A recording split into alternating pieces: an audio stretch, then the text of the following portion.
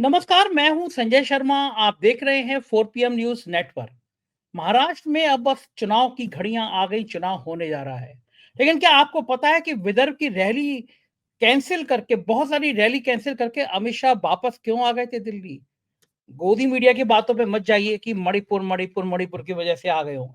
इतना चिंता होती तो प्रधानमंत्री भी कई बार मणिपुर आ गए होते। गोदी मीडिया ने कहा कि मणिपुर के हालात बिगड़ रहे थे, इसलिए अमित शाह वापस आ गए, सारी रैलियां छोड़ दी।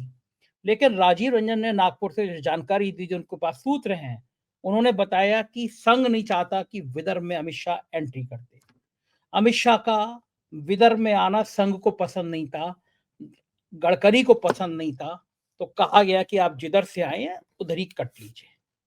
राजीव रंजन को ऐसा उनके कुछ मित्रों ने, जो बहुत निकट की जानकारी रखते हैं संघ के लोगों ने बताया, और ये भी बताया कि अजीत पवार चाचा शरद पवार के चरणों में लेट सकते हैं, क्योंकि अब समझ में आ रहा है कि महायुति की नैया डूब सकती है। प्रियंका गांधी की रैली में जो भीड़ उमड़ी है, उसने भारतीय जनता पार्टी और महायुति में पसीने छुड़ा दिए हैं। चुनाव प्रचार के आखिरी दिन राहुल गांधी ने जिस तरह हमला बोला है भारतीय जनता पार्टी पे, अडानी पे, वो बेचैनी पैदा कर गया है महायुति में, और नतीजे कुछ भी हो सकते हैं। सभी जानकारों का कहना है कि शायद इस बार महाराष्ट्र का चुनाव उद्धव ठाकरे के लिए एक बड़ी खुशखबरी लेकर आएगा। क्या है कि पूरा माजरा? चलते हैं राजीव रंजन के पास, समझते हैं। नागपुर सीधा, एक सीनियर जर्नलिस्ट हैं, बहुत अच्छा बोलते हैं, बहुत अच्छी पकड़ है। उससे पहले मैं आपसे रिक्वेस्ट करूंगा, चैनल को ज्वाइन करना और सब्सक्राइब करना ना भूलें। चलिए राजीव रंजन के पास। स्वागत है राजीव रंजन जी। क्या आज आपको फिर परेशान करने आ गया मैं, क्योंकि महाराष्ट्र की राजनीति की बात हो और फिर नागपुर में बैठे हुए उस शख्स से बात ना हो जिसके पास संघ की और भारतीय जनता पार्टी की बहुत सारी कुंजी रहती है, तो कुछ मामला अधूरा लगता है। बड़ा जलवा था, राहुल गांधी थे, अंतिम दिन प्रचार में जेपी नड्डा थे, धारावी को लेकर एक दूसरे पे आरोप लगा रहे थे। राहुल गांधी अडानी का नाम ले रहे थे, सब कुछ अडानी को दे दिया। जेपी नड्डा सफाई दे रहे थे कि 2 लाख घर मिलेंगे, इन्होंने अपनी बहन और जीजा को नहीं देखा। तमाम तरह के जितने आरोप प्रत्यारोप हो रहे हैं सब लगा रहे हैं। अब मैं आपसे ये सवाल करना चाहूंगा कि अब चुनाव प्रचार खत्म हो गया, महाराष्ट्र में जो सीन बन रहा है वो मुझे लगता है कि महायुति के लिए थोड़ा हवा खराब करने वाला है। पसीने आज कुछ नजर आ रहे थे जेपी नड्डा के चेहरे पे। विदर्भ की सब रैलियां खत्म करके वो भागे अमित शाह। दिल्ली में मणिपुर में आग लग गई है। कितना शर्मनाक है कि 2 साल हो गए, बताइए कि 2 साल से देश का एक राज्य जल रहा है, प्रधानमंत्री आज तक झांकने नहीं गए। ये दुनिया के किसी किसी मुल्क में नहीं हो सकता कि देश का एक हिस्सा जल रहा, प्रधानमंत्री ना जाए। खैर, हम आज फोकस करेंगे महाराष्ट्र के ऊपर। महाराष्ट्र का अंतिम दौर का संकेत क्या कह रहा है, क्या स्थिति है राजीव भाई? संजय जी, बहुत बढ़िया सवाल है। देखिए, इसमें ऐसा है कि जो आप असेसमेंट पूछ रहे हैं और महायुति की जो आपने बात की, तो महायुति उत्तर महाराष्ट्र जो है और कोंकण थाने का जो बेल्ट है, वहां पे थोड़ी स्ट्रांग दिख रही है। वो एरिया जो है 47 सीट्स हैं नॉर्थ नॉर्थ महाराष्ट्र में, और करीबन 38-39 सीट्स है कोंकण थाने का जो बेल्ट है। तो मोटा मोटी मिला के जो है ये 85 सीट्स के आसपास में बनता है। ये 85 सीट्स में जो आकलन किया जा रहा है वो ये किया जा रहा है कि 55 से 60 सीट जो है शायद महायुति जीत सकती है। यदि 55 से 60 सीट महायुति निकालती है वहां पे, तो महायुति बहुत ही कंफर्टेबल पोजीशन में होगी, क्योंकि यही बेल्ट जो है ठाणे, कोंकण और आपका नॉर्दर्न महाराष्ट्र मतलब जलगांव, धुलिया, नासिक, अपना ये रावेर, ये इलाके जो है ये नॉर्दर्न महाराष्ट्र में आते हैं। और जो आपका कोंकण है, वहां से काफी बड़े बड़े लीडर जैसे अजीत पवार गुट के जो एक मेंबर ऑफ पार्लियामेंट चुने गए सुनील तटकरे, वो वहीं से हैं। आपका नारायण राणे जो हैं, उनकी राजनीति हमेशा पूरी वहीं हुई है, कोंकण में ही हुई है। तो वहां पर बहुत टफ फाइट है महागठबंधन के लिए। परंतु जो बाकी के जो 4 बेल्ट हैं, मराठवाड़ा, विदर्भा, पश्चिम महाराष्ट्र और मुंबई, ये चारों बेल्ट में महागठबंधन काफी स्ट्रांग पोजीशन में नजर आ रहा है। विदर्भा में 62 सीट्स हैं, और जैसा कि पिछली बार मैंने कहा था कि जो भी विदर्भ का किला फतह करेगा वही महाराष्ट्र की गद्दी पे जाके बैठेगा। दूसरी जो सबसे बड़ा जो डिवीजन है वो है वेस्टर्न महाराष्ट्र का, वहां पे 58 सीट्स हैं। वहां पे शरद पवार जी काफी कंफर्टेबल पोजीशन में नजर आ रहे हैं, क्योंकि अधिकतर सीट पे अजीत पवार बनाम शरद पवार की वहां पे फाइट है। वैसे यदि हम आ जाए मुंबई में, तो यहां पर अधिकतर सीट के ऊपर में बीजेपी वर्सेस उद्धव ठाकरे की डायरेक्ट फाइट है, और यहां पर उद्धव ठाकरे काफी मतलब 36 सीट्स में बोला जा रहा है कि मिनिमम 20 मैक्सिमम 24 सीट महागठबंधन निकाल सकता है। तो ये बहुत ही स्ट्रांग मतलब बहुत ही अच्छा परफॉर्मेंस होगा यदि 36 में से 24 सीट वो जीत जाते हैं। तो विदर्भा में भी ऐसा बोला जा रहा है कि 50-50 रहेगा। विदर्भा में यदि ये 50-50 रहता है तो महायुति आप समझ लीजिए कि काफी कुछ लूज कर, मतलब अभी 50 के आसपास उनके पास में सीट है, 45 से 50 के आसपास में। तो अगर उसमें से 15-20 सीट कम होती है तो ये काफी बड़ा नुकसान होगा। वहीं आप आ जाइए ये मराठवाड़ा में जारंगे फैक्टर जो है वो बहुत ही घातक रहा था लोकसभा इलेक्शन में। विधानसभा इलेक्शन में भी ऐसा माना जा रहा है कि महायुति को, खासकर देवेंद्र फडणवीस ने जो लाठीचार्ज करवा दिया था जारंगे की रैली और सभा पे, उससे जो वहां पे ओबीसी में जो मराठा लोगों में जो एक गुस्सा और क्रोध है, वो गुस्सा और क्रोध कितना कम हुआ ये देखना होगा। मराठवाड़ा में जैसे जरांगे फैक्टर ले डूबा था और इनके सारे बड़े बड़े लीडर हार गए थे मराठवाड़ा के अंदर में, वही स्थिति यदि विधानसभा में भी होती है तो आप समझ लीजिए कि इनके हाथ से फिर सत्ता चली जाएगी। मराठवाड़ा बहुत इंपॉर्टेंट है, विदर्भा बहुत इंपॉर्टेंट है। ये दोनों जगह ही मिला के जो है 108 सीट देते हैं। इसमें आप वेस्टर्न महाराष्ट्र जोड़ लीजिए तो 166 सीट हो जाती है। 288 सीट जो है ये टोटल महाराष्ट्र की सीट है। तो मैजिकल फिगर जो है वो 144 का है। 144 288 में देखिए कांग्रेस 103 सीटों पे चुनाव लड़ रहा है, वहीं बीजेपी 152 सीट पे लड़ रहा है। शिवसेना शिंदे 81 सीट पे लड़ रहा है और शिवसेना उद्धव ठाकरे 94 सीट पे लड़ रहा है। और शरद पवार का जो फैक्शन है वो 87 सीट पे लड़ रहा है एनसीपी का, और अजीत पवार का 55 सीट पे लड़ रहा है। तो ये कंपटीशन अब मतलब 152 सीट पे लड़ने का रीजन जो बीजेपी का है वो यही है कि वो लोग ये मान के चल रहे हैं कि अगर हमारा स्ट्राइक रेट 50% के ऊपर रहता है तो हम कंफर्टेबली 80 सीट अपने दम पे ले आए, तो इजीली हमको इंडिपेंडेंट्स और जो हमारे दो सहयोगी मित्र दल हैं इनकी मदद से हम सरकार बना लेंगे। इसलिए इन्होंने ज्यादा से ज्यादा सीट अपने पास रखी है। दूसरा, अजीत पवार के ऊपर में इनको विश्वास नहीं है। अजीत पवार कब इस तरफ से उस तरफ चले जाए ये भी एक खौफ है। जी संजय जी। लेकिन अगर वो मान लीजिए 80 सीट ले भी आए तो जो शिंदे की हालत पतली होती हुई दिखाई दे रही है, अजीत पवार उधर चले गए तो बीजेपी के हाथों तो इस बार कुछ लगने वाला नहीं है। ये बात महाराष्ट्र में चर्चा का विषय बहुत बनी हुई है। दूसरा, किसानों की आत्महत्या का मुद्दा भी, आप विदर्भ में रहते हैं, आप तो उस इलाके में घूमते हैं, देखते हैं, वो बहुत बड़ा मुद्दा बन गया है। आप देखिए ना, जेपी नड्डा की जो बॉडी लैंग्वेज है वो कितनी अजीब सी लग रही थी। बातचीत कर रहे थे, भाषण दे रहे थे, तो वो कॉन्फिडेंस नजर नहीं आ रहा था। यानी कहाँ के तीर कहाँ का तुक्का लगा रहे थे। तो ये भारतीय जनता पार्टी के नेताओं का जो कॉन्फिडेंस लेवल गिरा है, उसको उसको लेके आप क्या कह रहे हैं कि अचानक पिछले 8-10 दिनों में बीजेपी के तमाम नेताओं का जो कॉन्फिडेंस था वो हम देख रहे हैं कि बहुत नीचे लेवल पे आ गया है। बीजेपी जो भी कर सकती थी इन्होंने किया। इन्होंने पार्टियों को तोड़ा, उसका परिणाम इनको दिख रहा है कि लोगों को वो चीज पसंद नहीं आई। इन्होंने किसानों को 6-6 हजार रुपए सालाना देने का जो है स्कीम 4-5 साल से 3 साल से चला रहे हैं। इनको ये दिख रहा है कि सोयाबीन का चाहे किसान हो, गन्ने का हो, कॉटन का हो, हर संतरे का हो, हर तरफ किसानों में एक मायूसी छाई हुई है। उनको जो उचित दाम मिलने चाहिए वो दाम मिल नहीं रहे। आज की डेट में संजय जी आप इस बात को समझिए कि कृषि की उपज में जो इनपुट कॉस्ट जो जाता है, जो इनको फसल उगाने के लिए जो वो धन अपनी तरफ से लगा रहे हैं, वो उतना धन भी नहीं निकाल पा रहे। तो प्रॉफिट तो आप छोड़ ही दीजिए, यानी इनको इनकी लागत का उचित मूल्य नहीं मिल पा रहा है। इससे एक बहुत ज्यादा मायूसी छाई हुई है। 6,000 रुपए जो हर साल दे रहे हैं, ये ऊंट के मुंह में जीरा डालने जैसा है। जब इनको ये समझ में आया कि इससे भी खुश नहीं हो रहे, तो इन्होंने सोचा चलो अब किसानों की बीवियों को खुश करते हैं, तो उनके नाम पे ये लाडली बहना योजना ले आए। अब 1,500 रुपए मिल रहे। इनको ये समझ में नहीं आ रहा कि आप कितना भी पैसा दे दीजिए वो सोल्यूशन नहीं है। पैसा देना सोल्यूशन इसलिए नहीं है क्योंकि महंगाई आपने इतनी बढ़ा दी है।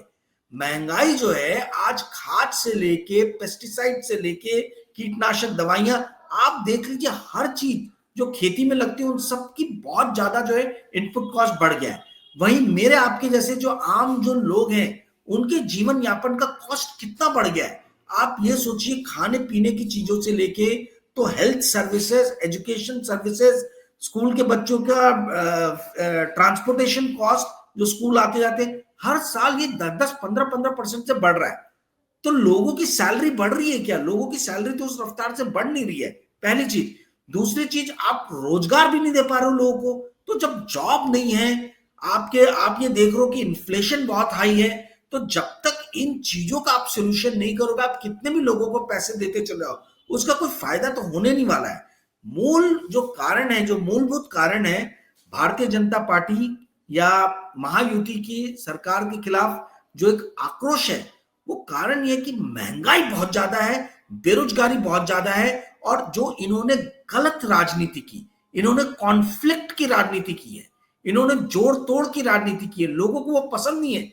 लोगों ने अपना मैंडेट 2019 में जो दिया था, आपने उस मैंडेट को जो है एक दूसरी तरफ डाइवर्ट करने की कोशिश की, पार्टियों को तोड़ के।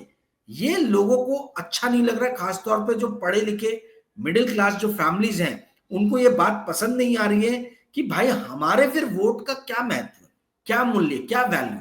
इसीलिए जो भी लीडर्स पार्टी तोड़ के दूसरी तरफ गए हैं, ये सारे के सारे अपने पॉलिटिकल करियर की, आप समझ लीजिए कि आखिरी लड़ाई लड़ रहे हैं। यदि इस इलेक्शन में ये हारते हैं तो अजीत पवार, शिंदे, ये लोग पॉलिटिकली खत्म हो जाएंगे, मैं आज आपको बता रहा हूं। जी संजय जी। लोग तो कह रहे हैं, वहां के सीनियर जर्नलिस्टों मेरी बात हुई, बोले कि देखिए कौन आएगा कौन नहीं जाएगा इस पे हम कमेंट नहीं करेंगे। हालांकि महाविकास अघाड़ी का पलड़ा ज्यादा भारी नजर आ रहा है, लेकिन हम एक बात दावे के साथ कहेंगे कि शिंदे मुख्यमंत्री बनने नहीं जा रहे हैं। ये जो लाइन है कि शिंदे, ये बिल्कुल नीचे तक चली गई है कि भैया बीजेपी ने इस बार ऐसा दाव दिया है कि शिंदे तो मुख्यमंत्री नहीं बनेंगे। अब शिंदे मुख्यमंत्री नहीं बनेंगे तो क्या शिंदे के संग, जो शिंदे ने ऑपरेशन लोटस किया, अगर दाएं बाएं गए तो शिंदे के संग भी ऑपरेशन लोटस नहीं हो सकता है? क्या लग रहा है आपको? बिल्कुल हो सकता है। खतरा है यदि किसी भी हाल में शिंदे की पार्टी के जो एमएलएज हैं ये 40 से नीचे आते हैं, ये मान लीजिए 30 पे अटक गए, 25 से 30 पे अटक गए, तो मैं आज आपको बता रहा हूं, मार्क माय वर्ड्स, अगर बीजेपी और शिंदे मिलके 120 का आंकड़ा क्रॉस नहीं कर पाते हैं, तो आप ये समझिए कि शिंदे सबसे सॉफ्ट टारगेट है, इनकी पार्टी पूरी की पूरी टूटने वाली है। और इसीलिए मैंने बोला कि ये बैटल लड़ रहे हैं, ये अपने सर्वाइवल का बैटल लड़ रहे हैं। ये बात शिंदे को भी मालूम है, ये बात अजीत पवार को भी मालूम है। अजीत पवार के पास में तो भी एक सोल्यूशन है कि जाके चाचा के पैरों में पड़ जाएंगे, चाचा माफ कर देंगे, चाचा बड़े हृदय वाले हैं, जीवन के आखिरी पड़ाव पे हैं।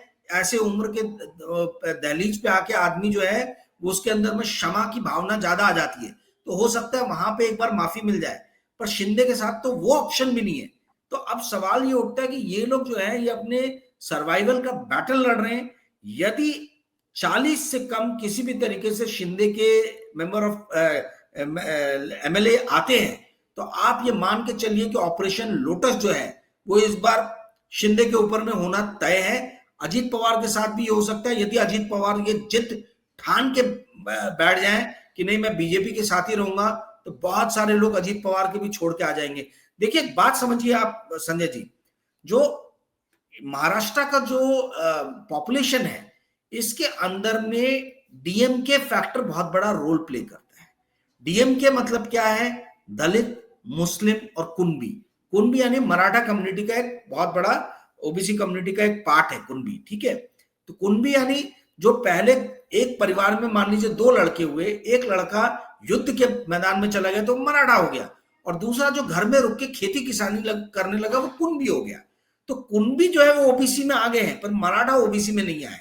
इसी की पूरी लड़ाई है, यही रिजर्वेशन की। तो जो कुनबी है ये बहुत बड़ी संख्या में, खासतौर पर विदर्भा में तो बहुत बड़ी संख्या है कुनबी कम्युनिटी की। तो ये जो डीएमके फैक्टर है, जहां भी दलित, मुस्लिम और कुनबी मिलके वोट करते हैं, वहां पे आप समझ जाइए कि पूरी की पूरी सत्ता उस तरफ चली जाती है। आज दलित, मुस्लिम और कुणबी महागठबंधन के साथ खड़ा है। यही हमको लोकसभा के भी इलेक्शन में नजर आया था कि दलित, मुस्लिम और कुणबी गठबंधन के साथ में था, इसीलिए गठबंधन को 30 सीट और महायुति को 18 सीट मिली आपके महाराष्ट्र के 2024 के लोकसभा इलेक्शन में।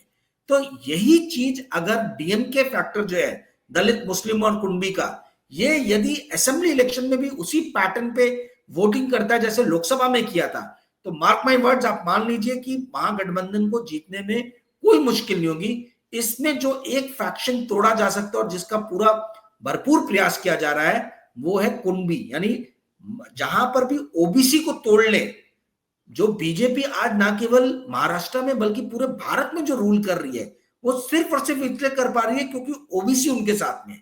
यदि ओबीसी वोट को खींच लिया किसी भी तरीके से महागठबंधन ने, जैसे कि लोकसभा इलेक्शन में किया था महाराष्ट्र में, यदि वो हो गया तो आप ये मान के चलिए कि महागठबंधन की सरकार बनने में कोई मुश्किल नहीं आएगी। मराठा लोग चिढ़े हैं इनसे, कुणबी चिढ़े हुए हैं, दलित चिढ़े हुए हैं, मुस्लिम चिढ़े हुए हैं, अल्पसंख्यक जो दूसरे आते हैं, चाहे वो सरदार कम्युनिटी हो, चाहे आपकी ये क्रिश्चियन कम्युनिटी हो, ये सब के सब नाराज चल रहे हैं और किसान तो नाराज हैं ही। तो इनको वोट देने वाला जो एकमेव पॉपुलेशन है वो है औरतों का, और वो औरतों को ही रिझाने के लिए, उनको लालच में देने के लिए इन लोगों ने लाडली बहना योजना निकाला, जो कुछ नहीं है, एक ब्राइब है मेरी नजर में। बहुत पिछले प्रोग्राम में हमने बोला था कि ये ब्राइब है, और आप यकीन नहीं करेंगे संजय जी, मुझे कम से कम 250 फोन आए सिर्फ उस एक वीडियो को देख के कि भाई आपने जो कहा एकदम सही कहा, हम आपकी बात जो है उसमें हम पूरी तरीके से हम आपकी बात से सहमत हैं। मेरा दर्शकों से आग्रह है कि यदि आपको कोई और भी सुझाव देने हैं तो आप 9860317209 पे मैसेज करें, फोन ना करें, मैसेज करके आप मेरे को सुझाव दे सकते हैं। जी संजय जी, एक बार बताइए मेरे को कि ये कुछ मामला गड़बड़ा भी गया है, वही जो मैं कॉन्फिडेंस का जिक्र कर रहा था। गुरुद्वारे में पहुंच गए जेपी नड्डा जी, वहां कीर्तन चल रहा है। आप देखो भैया कि कहीं पे आराधना हो रही है, पूजा पाठ हो रहा है, तो तुम्हारी तरह नहीं है भैया, बीजेपी की तरह सब नहीं है कि वो धार्मिक स्थलों को भी पूजा का केंद्र जहाँ पे है वहां पे भी राजनीति का केंद्र बना दे।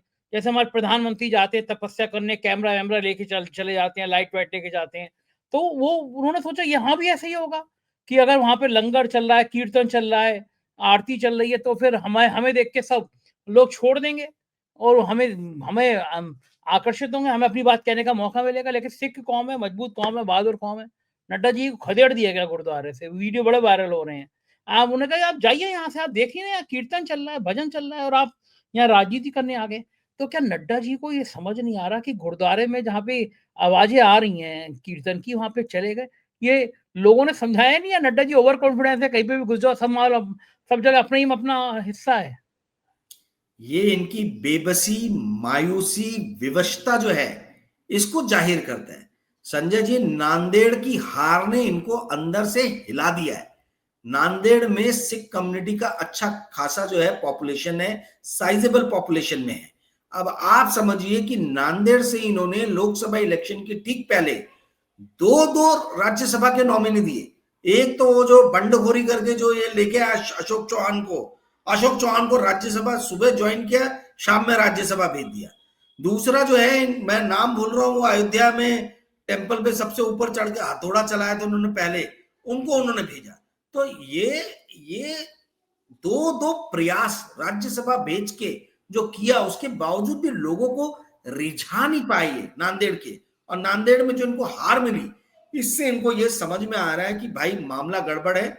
बॉम्बे में भी सिख कम्युनिटी की अच्छी खासी साइजेबल पॉपुलेशन है, नागपुर में साइजेबल पॉपुलेशन है। नागपुर में लोकसभा के इलेक्शन में सिख कम्युनिटी ने जो है वो इलेक्शन का बॉयकॉट किया था, मतलब 70 से 80% लोगों ने वोट नहीं डाला था because of the miss handling of Punjab में जो हुआ था किसान आंदोलन, उसके विरोध में। तो क्या है, इनको ये समझ में आ रहा है कि सिख कम्युनिटी जो है उसका पंजाब के बाहर यदि कोई और दूसरे राज्य जहां पे सबसे ज्यादा आबादी है वो महाराष्ट्र है, और महाराष्ट्र के अंदर में मुंबई, ठाणा, नागपुर, नांदेड़, ये सब बेल्ट में जो है ये सिख बहुत लार्ज मतलब इनका प्रेजेंस है। तो उनको भी ये नाखुश करके चल रहे। देखिए हो क्या रहा है संजय जी, बड़ा मजेदार मतलब मेरे को सिचुएशन दिख रहा है। पुरुष जितने भी हैं, चाहे कोई सी भी कम्युनिटी आप देख लीजिए, नौजवान अगर यूथ हो तो वो अनएम्प्लॉयमेंट के कारण इनसे नाराज है। यदि पुरुष किसान है तो अपनी कम आमदनी के कारण नाराज है। यदि वो मराठा कम्युनिटी या ओबीसी इसको बिलोंग करता है, मराठा कम्युनिटी को, तो जिस तरीके से मराठाओं के साथ इन लोगों ने दुर्व्यवहार किया है उससे वो नाराज हैं। जारांगे जी के कारण उनके जो फॉलोअर्स हैं वो तो नाराज हैं। तो पुरुषों में भयानक जो है वो नाराजगी है भारतीय जनता पार्टी को लेके। पर पुरुषों की जितनी पॉपुलेशन है ऑलमोस्ट उतनी पॉपुलेशन महिलाओं की भी है। तो ये क्या कर रही है, महिलाओं को रिझाने की कोशिश कर रहे हैं। और ये कोई पॉलिटिकल, मैं देख रहा हूं एक्सपर्ट इस चीज को समझ नहीं पा रहा है ये किस हद तक उसमें सक्सेसफुल होंगे। देखिए मध्य प्रदेश में ये जो जीते हैं वो सिर्फ और सिर्फ महिलाओं के समर्थन के कारण जीते हैं। सेम केस विद आपका छत्तीसगढ़, महिलाओं ने भर भर के इनको वोट दिए। देखना ये होगा कि क्या महाराष्ट्र में भी इनका ये जो लाडली बहना योजना जो है ये मध्य प्रदेश की तरह जो है क्या ये सक्सेस का गुल जो है खिला पाएगा इनके लिए, क्योंकि पुरुषों के अंदर में भयानक नाराजगी है। यदि इनका बेड़ा पार अगर होगा महायुति का तो वो सिर्फ और सिर्फ महिलाओं के ही दम पे होगा। देखना हमें ये है कि महिलाएं कितना इनका साथ देती है। जी संजय जी, बिल्कुल ठीक कह रहे हैं आप। और फिर देखिए ना, कुछ हालात, कुछ संकेत भी गड़बड़ हो रहे हैं। जैसे विदर्भ में अमित शाह की रैलियां थी और अचानक सब रैलियां रद्द करके अमित शाह को वापस लौटना पड़ा। उसका क्या संकेत गया होगा विदर्भ में जहां जहां रैलियां थी वहां कि भैया गृह मंत्री आ रहे हैं, बड़ी बड़ी बातें करेंगे, नहीं गृह मंत्री तो भाग खड़े हुए। तो फिर इस बात का क्या अर्थ गया होगा, क्या लग रहा है आपको? नहीं देखिए आरएसएस बहुत नाराज है अमित शाह जी से। वो मणिपुर ठीक है, दैट इज ठीक है, वो फैक्टर जो भी हम बोले मणिपुर के कारण, आप ये समझ लीजिए विदर्भ आरएसएस का गढ़ है, ठीक है। और अमित शाह जी जाने अनजाने, मुझे नहीं मालूम किन कारणों से, ये आरएसएस को पिछले 10 साल से जो है बहुत ही नाखुश करते आए, ठीक है। ये इनकी क्या स्ट्रेटेजी, इनकी क्या सोच है। यहाँ नागपुर में आरएसएस की 2 साल 3 साल पहले बैठक चल रही थी, ये वहां बैठक में जाने की इन्होंने कोशिश की, इनको आदेश आया कि गाड़ी अपनी मोड़ लो, गाड़ी मोड़ के फिर इनको जबरदस्ती दूसरे डायरेक्शन में भेजा गया। तो ये जो इनका जो ये है कि भाई हर चीज में अपनी नाक जो है वो डालना, मतलब हर चीज, हर फैसले में, हर ऑर्गेनाइजेशन के अंदर में मेरा प्रेजेंस रहे, मेरा डिसीजन चले, ये देखिए नहीं पसंद आता लोगों को। और आरएसएस को आपकी जरूरत नहीं है, आपको आरएसएस की जरूरत हो सकती है। तो ये जो आप हर चीज में आके अपने हिसाब से चीजों को मोड़ने का जो प्रयास करते हैं, इससे आरएसएस का जो टॉप ब्रास है दे आर नॉट हैप्पी। और आरएसएस महाराष्ट्र इलेक्शन में जी जान से बीजेपी के साथ में लगा हुआ है। तो अमित शाह जी को शायद ये सिग्नल दिया भी गया होगा कि you are not welcome here, आप जो है अपना गृह मंत्री हैं, गृह मंत्रालय संभालें, यहाँ जो है हम संभाल लेंगे, हम देख लेंगे। ये भी एक कारण हो सकता है, पर इस तरीके की बातें बाहर आती नहीं है। मुझे जो इंटरनली पता है इन लोग का जो आपस में जो इक्वेशन है वो कोई बहुत अच्छा इक्वेशन है नहीं आरएसएस के साथ में। मे भी मणिपुर के कारण गए हो, मे भी ये हो सकता है कि भैया he is not welcome here bye RSS और जो बीजेपी के दूसरे टॉप फंक्शनरीज जो है, जो लीडर्स हैं। ये विदर्भ की बात कर रहे हैं आप? जी मैं विदर्भ की बात कर रहा हूँ, विदर्भ की बात कर रहा हूँ। देखिए कुछ भी कह लीजिए, आज भी विदर्भ गडकरी साहब का है। यदि गुजरात जो है वो मोदी और अमित शाह का है, तो पूरा विदर्भ जो है वो गडकरी जी के पीछे एक में वही अपनी सीट तो बचा पाए बीजेपी से, और कौन बचा पाए। तो कहने का अर्थ है, और आरएसएस का गढ़ है, आरएसएस यहाँ काम कर रहा है। तो जब आरएसएस काम कर रहा है तो आपकी जरूरत क्या है, आप हर जगह क्यों पहुंच जा रहे हो? जहां आपकी जरूरत है आप उन इलाकों में करो जो भी आपको काम करना है। परंतु यदि आपको यहाँ इन्वाइट नहीं किया गया है तो आप जबरदस्ती आके यहाँ पे कैंपेनिंग करोगे तो आपको वैसा सपोर्ट नहीं मिलेगा। हो सकता है सिग्नल ये गया होगा कि आपकी रैली में भीड़ ही नहीं आएगी, आपकी रैली में लोग ही नहीं आएंगे, ये भी हो सकता है ना। तो ये मैं कयास लगा रहा हूं, अनुमान लगा रहा हूं, मुझे कोई पुख्ता जानकारी नहीं है, पर ये भी फैक्टर्स है क्योंकि इनकी जो दूसरी रैलियां हुई हैं अमित शाह जी की या मोदी जी की, उसमें कोई बहुत भारी भीड़ नहीं आई है। आज आप देखिए नागपुर में जैसी रैली प्रियंका गांधी ने की और जो भीड़ गई, बंटी बाबा शेलके, प्रफुल्ल गुर्दे पाटिल, विकास ठाकरे, नितिन राउत, इनमें जान आ गई उस रैली के बाद में। अब इलेक्शन में 20 तारीख को क्या होगा मुझे नहीं मालूम, पर वो विशाल, वो भव्य रैली की मतलब कई किलोमीटर तक जो है आने जाने का ट्रैफिक जो है वो एकदम पूरी तरीके से बंद हो गया हो, वैसी रैली तो हमको दिख ही नहीं रही है अमित शाह जी की या मोदी की। तो आप कैसा है कि ये 20 तारीख तय करेगा। एक बहुत बड़ा जो साइलेंट फैक्टर है वो औरतों का फैक्टर है, क्योंकि औरतों के वोट कहां जाएंगे ये पता नहीं चलता, क्योंकि वो मुखर नहीं है, वो उतना मुखर होके सामने आके बोलती नहीं है। जैसे हम लोग भी जाते हैं बात करते हैं लोगों से, तो ज्यादातर जो सैंपल आता है जो लोगों से बात करके समझ में आता है वो पुरुष रहते हैं, महिलाएं नहीं रहती हैं। तो महिलाएं किस तरफ झुकती हैं, लाडली बहना योजना जो है ये सिर्फ और सिर्फ इनके पास में एक ही हथियार है, वो है लाडली बहना योजना। अब वो कितना कारगर साबित होता है वो देखने वाली बात है। और संजय जी याद रखने की बात है कि आज की रात कत्ल की रात है। कत्ल किसका होगा, कातिल कौन होगा, ये आप समझ लीजिए, ये पूरा का पूरा इलेक्शन डिसाइड करेगा। जिसके पास धन है, जिसके पास बल है, वही कातिल होता है। जिसके पास धन नहीं है, जो कंगाल है, उसका कत्ल होना जो है लगभग तय होता है।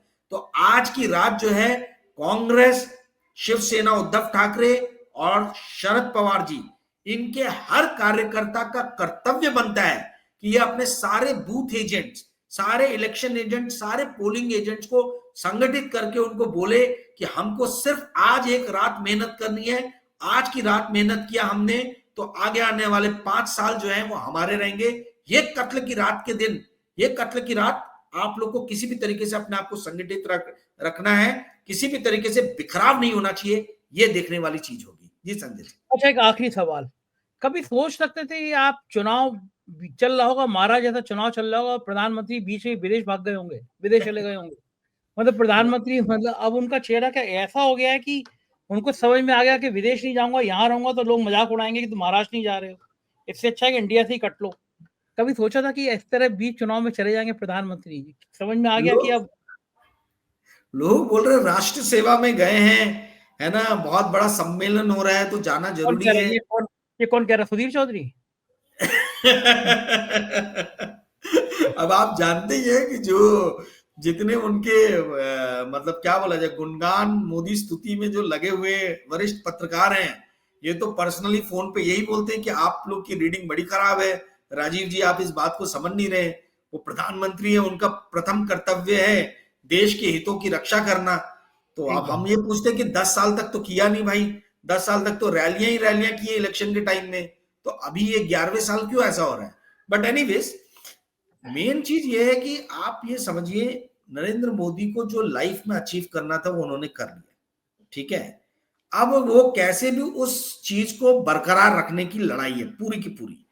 और नरेंद्र मोदी को ये पता है कि महाराष्ट्र में इनकी जो नाव है वो डावाडोल हो रही है, हाँ डगमगा रही है, क्योंकि इनको भी वही इंटेलिजेंस ने बताया जो मुझे पता चला है कि नॉर्दर्न महाराष्ट्र, कोंकण और थाने बेल्ट, यही एक ये एरिया है जहां पे बीजेपी बहुत स्ट्रांग है। विदर्भा में यदि गडकरी साहब, संजय जोशी, आरएसएस, देवेंद्र फडणवीस ने कुछ मैजिक कर दिया तो कर दिया, तो इलेक्शन कुछ हो सकता है। अदरवाइज स्थिति जो है वो आपके अनुकूल नहीं है। तो जब प्रतिकूल स्थितियां हैं तो प्रतिकूल स्थितियों में आप योद्धा बन के उतरो। ये तो मैंने कभी नरेंद्र मोदी जी को करते हुए देखा ही नहीं है। वो सिर्फ जहां उनके लिए अनुकूल स्थितियां होती हैं वहां पे वो तलवार भांजने आ जाती है। तो यहां अनुकूल स्थिति जो है ये भाजपा के लिए और महायुति के लिए दिख नहीं रही है, पहली चीज। दूसरी चीज, जो अजीत पवार ने बोल दिया कि अदानी जी का बहुत बड़ा रोल कॉल था सरकार हमारी बनवाने में, उसके कारण भी हो सकता है कि ये अपने आप को थोड़ा दूर रखना चाह रहे हैं महाराष्ट्र के इलेक्शन से, क्योंकि कहीं ऐसा हो गया कि अगर हार गए तो अदानी इनके परम मित्र पे इसका इंपैक्ट ना पड़ जाए, इसको भी तो सेफगार्ड करना है। तो हो सकता है वो पहले से हेजिंग कर रहे हो, अपने आप अपनी पोजीशन को हेज करके चल रहे हो कि भाई कुछ भी हो तो मैं बाद में स्थिति को संभालू, इसकी भी बहुत बड़ी संभावना है। जी संजय जी, बहुत बहुत शुक्रिया राजीव भाई, आपने इतना समय दिया, थैंक यू, आभार। ये थे राजीव रंजन और आपने सुना सारा विश्लेषण, आप समझ गए होंगे, आप महसूस कर गए होंगे कि ये चीजें बहुत ज्यादा अलग रुख ले रही हैं, ये चीजें बहुत ज्यादा एंगल बदल रही हैं और जाहिर है चुनाव फंस रहा है। कैसी लगी बातचीत बताइएगा जरूर। शुक्रिया, थैंक यू।